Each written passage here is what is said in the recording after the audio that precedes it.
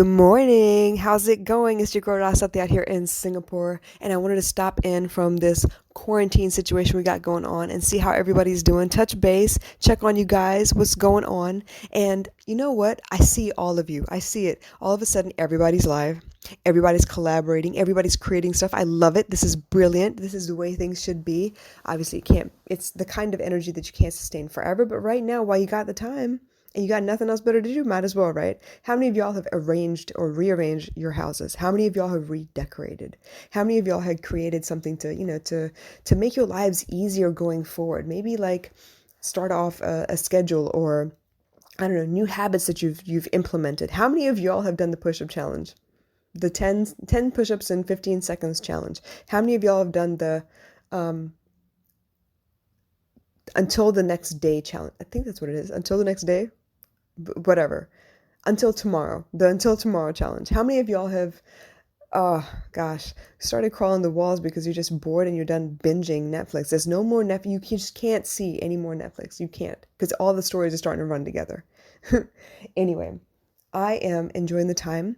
Mostly because this is how I spend the time anyway. This is just another day for me in the Rasati household, and I'm glad Kudiji gets to be home with me a little bit more and I get to chill out with her. No, schools are not closed here. They've only just now implemented that we will close one day a week so that we can, have more time at home. And I know it's upsetting a lot of people, throwing everybody's plans off of whack because they depend on the fact that the kids are in school so that they can go to work and not worry. They depend on the fact that there is childcare available for those of us who need the quiet and the space. If you know you need quiet to be able to do work from home, it's difficult. This is different. Kids, they're not quiet. And if they are, you need to be worried. You need to go check on them and see what the hell they're up to because quiet is suspicious after a certain age, right? You need to make sure, yo, what are you up to? What's going on? You're not like building craziness or anything, right? You're good. Anyway, with all that being said, I know quarantine has us doing a lot more than we were before. And it also means that there's a lot more time to think, which can be good or bad. I don't know. Depends on me or you. For those of us who are good at overthinking, this is a dangerous, dangerous situation. This is one of those times where you get to go back and read through the entire WhatsApp conversation from the beginning of time until now and reanalyze everything. Did they really love you? Did they really like you? Was that really, were they picking a fight? Like, what do they mean by that? Are you kidding me? Like, what the fuck? So I get it, you guys. There's a lot of time on your hands and a lot of space for you to fill up with a lot of thoughts. And if you don't have a plan, yeah, idle hands are the devil's playwork. And guess what? You tend to reanalyze things that you've analyzed before.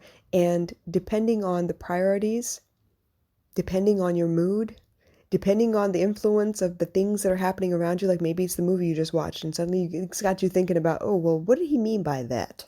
Let me go back and read the whole damn conversation. So it's dangerous. I get it. Okay. But I want to talk to you about the fact that there are two ways to see everything. There's two sides to every coin. Sometimes there's more than two sides, honestly.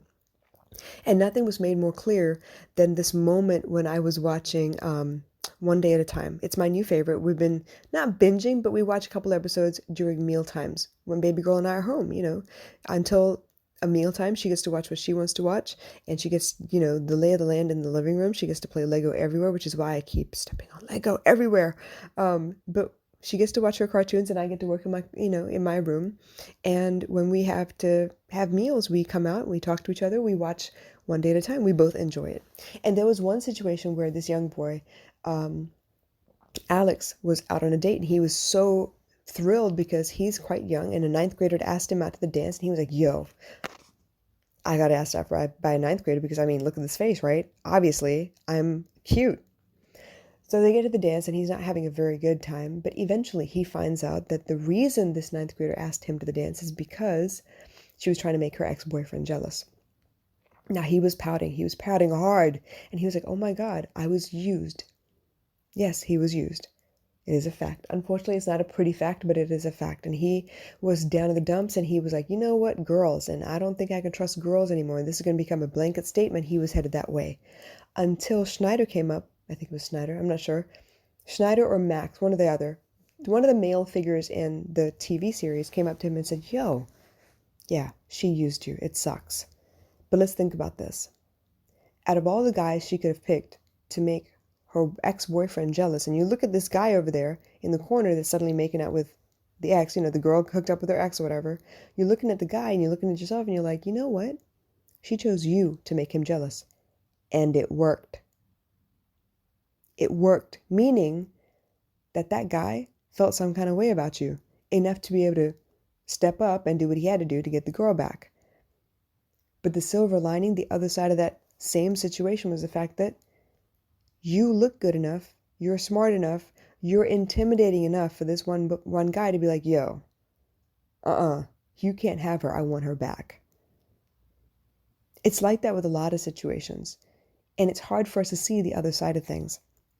It's hard for us to put ourselves in the other person's, the other person's shoes. I don't know why I was struggling with that. That's so strange.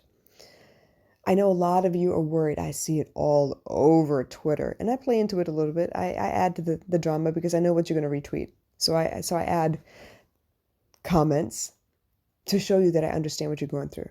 Now, all of you that are tweeting about the fact that, yo, everybody on lockdown, you got 24 hours just like I do, with nothing to do, just like I do. So why aren't you texting me back? It's a problem. I understand that. I get it. Dude, my brother doesn't text me back. My mom doesn't text me back, okay? I get it. There's no sense of urgency unless you tell them there's something to be urgent about. But the point being that you need to look at it this way too. While you're taking care of you, they're taking care of them. And taking care of them could mean any one of a million different things.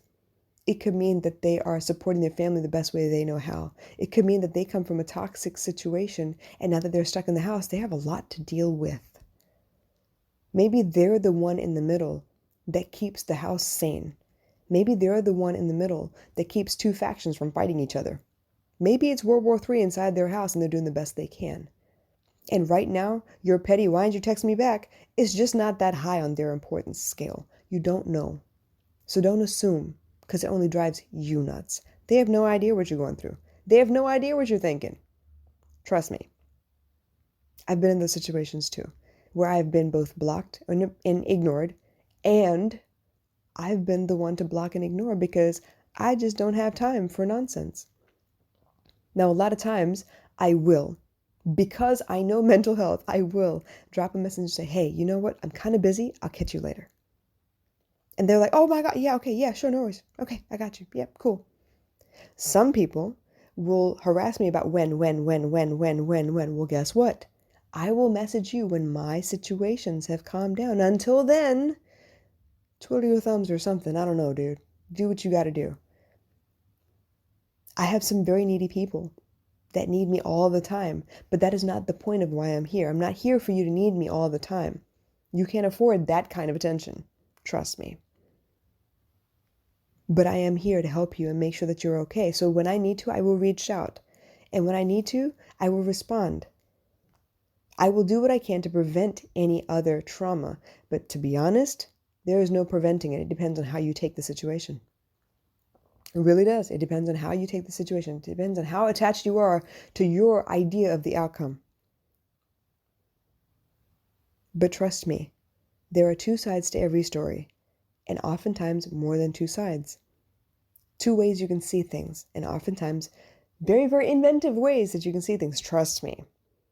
Let's talk about the other side of overanalyzing, right? The ones where you make it out to be so much more than it actually is. Sometimes somebody pays attention to you. Someone you never thought would pay attention to you. I've had this happen before. Somebody will reach out to me like, oh my God, I didn't think you'd respond back to me. Well, yeah, I'm human and I see you and I appreciate the fact that you put in the effort to write to me or say something to me. So yes, I'm going to respond because I appreciate that. In that moment, it was great. I can't believe it. And suddenly I've had people go from sending a message about, those quick reactions on Instagram that they like something I posted and I like that they liked it or whatever, right? I heart the reaction. And suddenly they think they're in a relationship with me. And I'm like, yo, whoa, please calm down, take a beat, because I responded to you 5 times in a row and suddenly I didn't respond and now you're upset with me. It means that I'm not a machine. I'm not born and raised on Instagram. I have a life outside of it. But for that person, they took it to mean that I was interested in them. For that person, they took it to mean that I'm ready for a relationship. Nope, I'm not there. I have lots of friendships. I talk to a lot of people. I'm here to help in a mental health capacity. There are very few people who know me as a friend, like a real friend. We can be friends on Facebook. You reached out, you made a connection, and if I know that we have enough mutual people in common, I will accept the friend request. No problem. But the point being that because I accepted a friend request, it does not mean that I'm interested in you, that I think you're cute, that I think you're hot, that I'm interested in more than just, hey, a connection. So we have the tendency to blow things up out of proportion based on our expectation of the relationship itself. We are not very good at taking things at face value without assigning an emotion to all of those things. It's difficult. But it's because of that that you need to understand that there is a million different ways you can take any given situation. There are inventive ways you can take situations. You've heard of stalkers being created out of simple interactions and simple rejections. People throw acid in people's faces. Why? Because they didn't allow or they didn't receive your compliment well. And then it became a who do you think you are? You ain't that great anyway. I'm going to throw acid in your face. You think you're so damn hot. Watch this. People take things the way they want to take things. It's difficult nowadays because there are so many words that could be offensive. PC is like way more than PC now. So I get it. But understand, you could reframe it so it's a good thing for you. You could use it to boost your self-esteem or break your own self-esteem down. It really is up to you. I keep telling people, look, people are not against you. They're for themselves. And when you see that they are for themselves, it takes a lot of pressure off of you. There's no reason for you to be upset with anyone after that. They're for themselves. Let's say, for example, somebody really, really close to you was meant to be there for you during a crisis in your life. And at the time, they weren't there for you. You had to manage it by yourself. What's to say they weren't going through a couple crises at the same time? What's to say that they didn't, triage your situation along with a couple others that they were handling and realize that, you know what, they can't be in two places at the same time. They had to pick the lesser of two evils or the one that needed the most attention at the time. It could be like that. I mean, how many Vampire Diaries situations have you seen like that? Zombie apocalypse or whatever, or, travelers taking over an entire town and they're trying to figure out who do they save? Because a lot of times someone's using your weaknesses against you, right? In those situations. You got to juggle things. It's called life. You got to make decisions like, this is more important than that. I got to do this first. There's a deadline on this. There isn't one on that. I'll get to that when I get a chance. We do that all the time with workload, study loads, course loads. I'll procrastinate. It's not urgent right now. I'll get to it later. It's all good. I know that. I get it. But it's because of those things, because there's so many ways to take a situation that sometimes you need an anchor.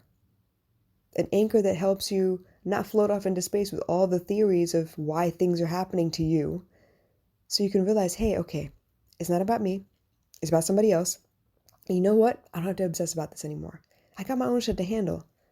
Because trust me, you can spend all day long, you can spend whole days wasted on wondering why people don't talk to you, or why people are ignoring you, or why people said something and, oh my God, I can't believe they were so insensitive. You can spend all day on those things. But you shouldn't. Why? Because it's not productive. And it's not building something, it's actually destroying yourself. So with that being said, if you need an anchor, I'm here. You got questions, comments, concerns, whatever, drop them in the question box below. Let's talk. You want to skip straight to the point and ask me a specific question? Message me. I'm here. I got you. And we'll work through this together. All right? So, I'll catch you soon. But in the meantime, keep your head up. You got this. There's more than one way to look at that situation. All right? I'll catch you later.